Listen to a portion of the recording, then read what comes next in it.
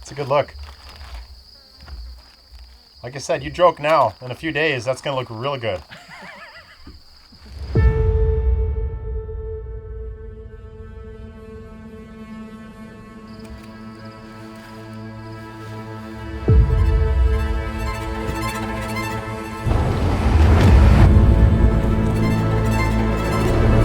I don't even know how many days we've been here.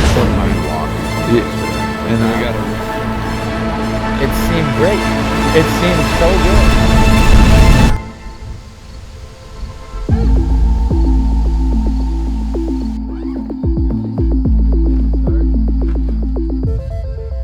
I don't know what jokes is. First conversations we had, it sounded like a great idea.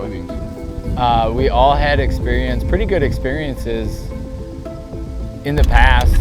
2021 for me, about that same time frame for you, with some of the guys you work with too.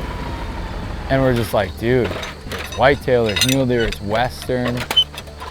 We're trying to understand the western game a little bit more and how we can fine-tune products for that style. It seemed great. It seemed so good. Pills, caffeine pills. I don't know why, that's a good idea. I'm gonna do that. My belly, peanut butter and jelly. Oh shit, watch out.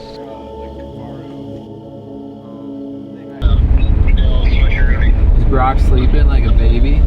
No, he's eating this. It's like our third piece of pizza. Jeez. That's decent. The one thing that got me was the wind was cutting through, so I got a little cold for a little bit of the night, but not bad. We're here in Nebraska, 4th trip to this general area, and in the past there's hundreds of thousands of cedars out here. We pulled in this morning. The sun's coming up, do some glassing from the road just to see if we can spot some deer to start off the day. For the most part, all the cedars are gone, so it'll be interesting to see how that affects the deer and how they use this piece, because it's a lot of habitat that's kind of gone. I'm not really sure what happened with them, but apparently the DNR didn't like them. Have you seen any people at all?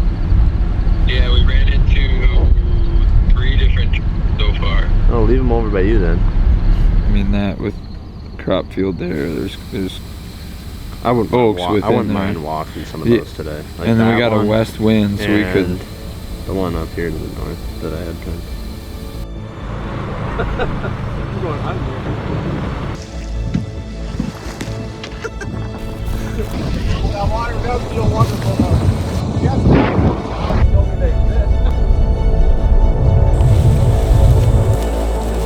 Walking through the bottoms here, looking for some freaking deer. Jumped a couple, almost stepped on a rattlesnake. It's been a good time so far. This is the way back, like the way back. So by getting back here, we've got a good advantage without, the fact that less people are going to get back here. Cottonwoods along a riverbank or a creek bank, and we're kind of in this nice little hole where we've got like a little valley before we get up into like sand hills, and we've got a nice pinch point on our trees and our cover. A lot of browse in here, a lot of legumes, grasses, a lot of moisture, and so we're kind of just looking at this, and we stumbled across an actual trail too, so we kind of got 3 things going for us here. We have the topography and the terrain we want. We saw deer, and now we've got kind of a path and a sign that we can build a plan around. And it's a little, it's not, I wouldn't say it's hot. I'm barely sweating at all. This is just spit and drool, Drooling over those rattlesnakes. Exactly. It's been interesting. I'm traditionally a lock-on stand guy or box blinds. Like, I'll do a lot of bow hunting out of a box blind over a food plot. Year in and year out, the spot doesn't change. And to see, the other side of whitetail hunting, like very small, modular, different systems for the application, saddles versus tree stands. Because of the Western stuff, I'm tweaking systems all the time. This isn't quite as good as it could be. That needs to tweak a little bit to fit better in the pack. And so just to apply that to whitetail and use all the gear that those guys have brought out to test. Walk through that jungle if they can just hit the edge quick and go in first step. We saw a rattlesnake. I mean, that's top 10, top 10 experience right there. We are going to beep, beep, beep, beep, to check out to glass some egg fields. We've been driving a lot today. Covering miles, covering properties. We found a couple spots that are somewhat promising. The only bugger is it seems like there's not super recent, but cattle activity, and that can kind of throw them off. So we're shifting, going to what we hope to be the honey hole, what we feel like is the honey hole, and just trying to not psych ourselves out too early in the season. So that's what the mustache is for. If you take yourself seriously when you have a mustache, then you should probably rethink your stuff. Gotta do everything for him.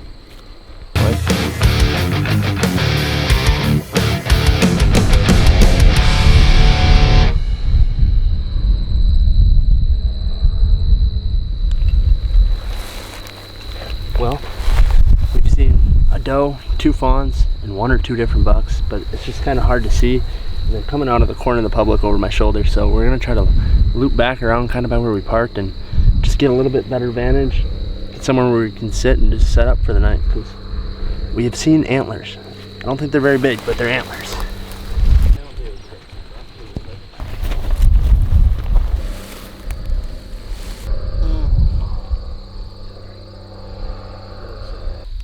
Not even bother these deer, don't just leave them.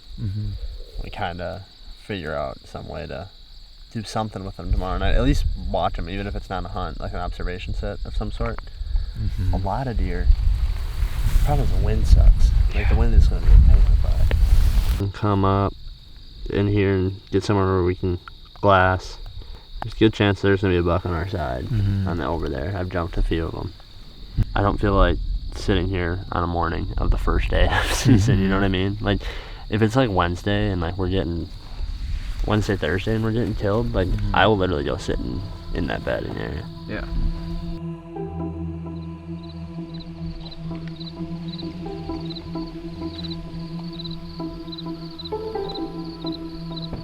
Probably don't need it actually. The water's frozen.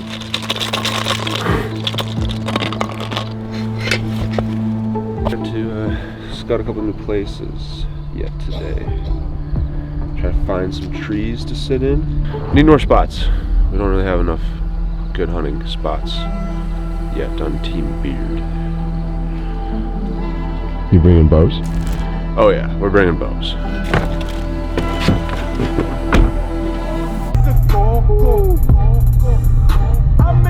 I might just shoot them out and go for that. Where we're going.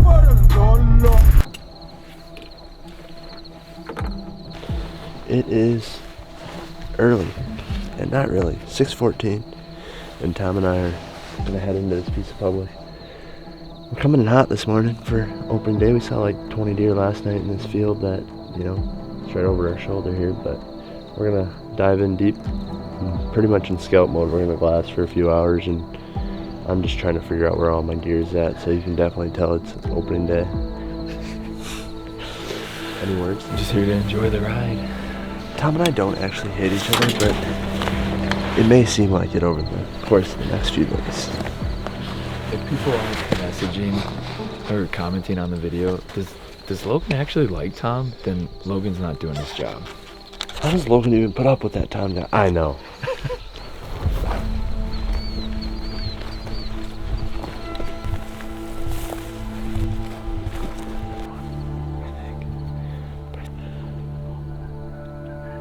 At this point, I think he purposely tried to butcher this morning's hunt. How he brought us in on the sunny side late, cooler today, so we're just sitting on a high point, glassing back into this bottom here, and potentially some oaks in there, maybe, or cottonwoods, and just seeing if there's a spot that we can set up an ambush.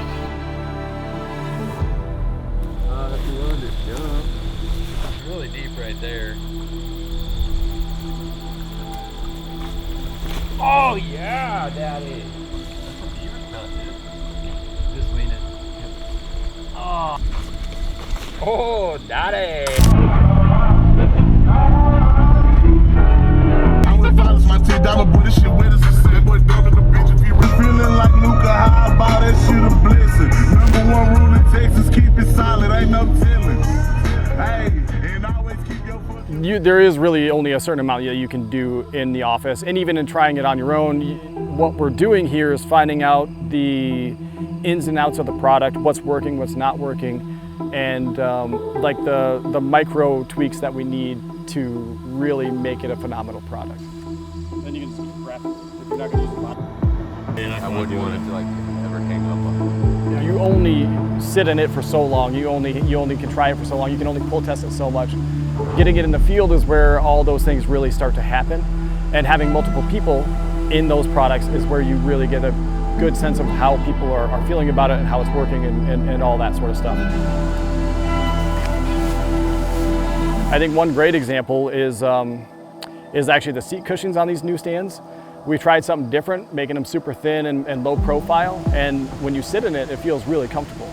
Until you sit in it for 3 hours, 4 hours, 5 hours, that's when you start to see the difference, right? Of how those seat cushions actually aren't working quite as well as we thought they might be, right? So now we're gonna go back through and redesign the seat cushion to add a little bit more cushion to that product so it's a lot more comfortable for long sits. It's been dry. I mean, we knew coming in it was going to be hard. I mean, we planned to grind. We knew we were going to have to put on a lot of miles on the feet, on the boats, on the trucks to find deer. Putting whitetails to bed and getting close on them, which is a mule deer concept to me. And like I think that could be a very successful strategy out here, but it's hard. Like where the whitetails are, the habitat's 8 feet tall. So you can't see them when they're bedded. You can't see them until they come out, and with the temperatures we're having, they're just not coming out very early. What you would think the deer would be doing is relatively different than what they're doing this time of year with the heat and the crops all still being up and everything like that. There's so many variables.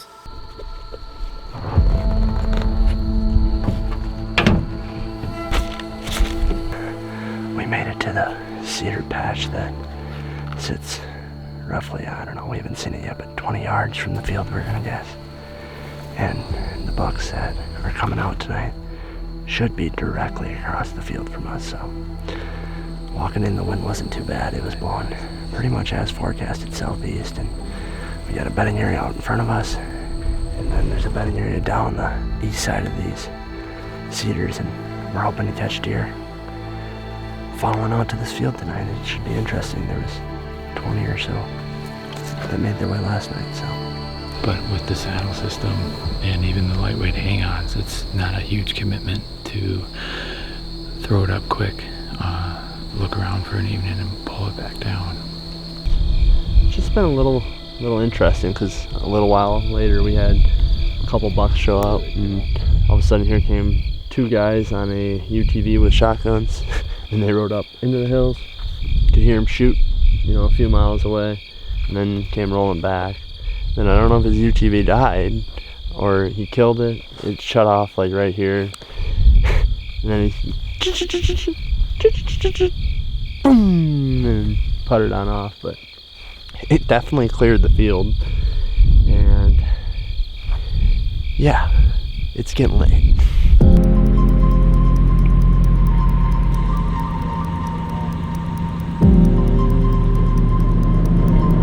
I did some squats before I came here.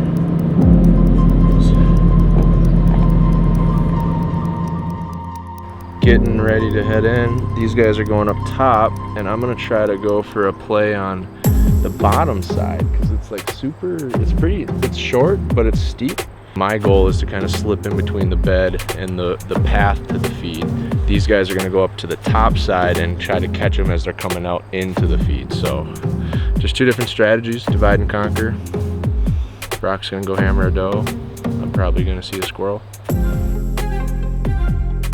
The level of detail that they're going into every aspect of every piece, making sure it's the right design. It's always been off my radar, right? I've never really taken the time to really dissect stuff. I put a stand and 4 sticks in the Ranger, and I go set it up in our food plot. I'm not looking at, do these sticks fit the exact width of this stand so that they can be integrated on your pack? Do the sticks nest the perfect way? Is it quiet? Does everything fit up the way it's supposed to be?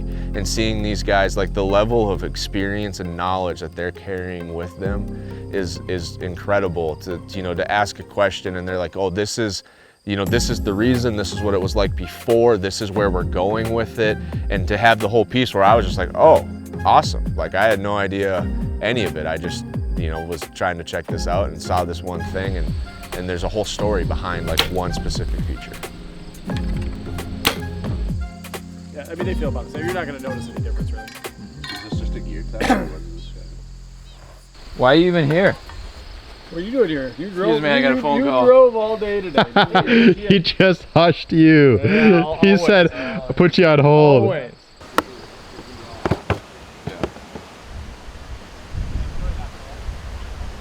Little breakfast still at the Mountain House. Added some taco seasoning with some tapatio, and it is going to be freaking fantastic. We're wrapping it up in a burrito. That's the key with these Mountain Houses, like the little extra ingredients you add to it. We've been covering ground trying to find huntable deer, and we got a center pivot with some irrigated alfalfa that we scouted last night, glassed from a distance. Saw like 37 deer, 2 nice bucks, one's coming off public.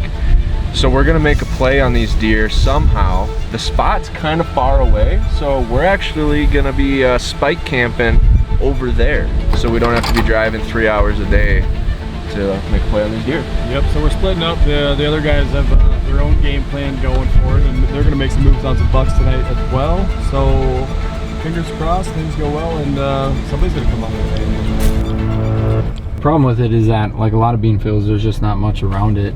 So we're making a ballsy play. Way more topography in this field. Little rolls that you can't see on a map specifically. There's no trees. There's no trees on the side hill. There's like a tiny little cedar that Tom and Sam are gonna try to get to the glass over top of me and potentially film. But like the only play that we see right now is this pivot, and the way it's positioned, it's gonna be super tight to the bedding by the looks of it. It's kind of hard to tell because it tucks back around the corner, but we're thinking it might be within 30 yards of bedded deer. And so it's like, okay, we're gonna go up, glass on a knob, and film from there, and then he's gonna just crawl in, pivot wheel to pivot wheel. Crawling probably 300 yards. Finally made it to the pivot, probably about 75 yards from the first patch of bedding. Probably got at least another 200 yards yet to crawl, but haven't jumped any deer yet, and wind's blowing good, so see what happens. It's gonna get wild. Hopefully Logan can get to his the wheel he wants to. It's a little bit further than what we thought. That hurts so bad. It's really truly blown my mind how diverse this habitat can be, from mule deer country up top, and then in some of the bottoms you've got like ag fields, alfalfa fields, cottonwood sloughs, and so it's like, how is it not magical?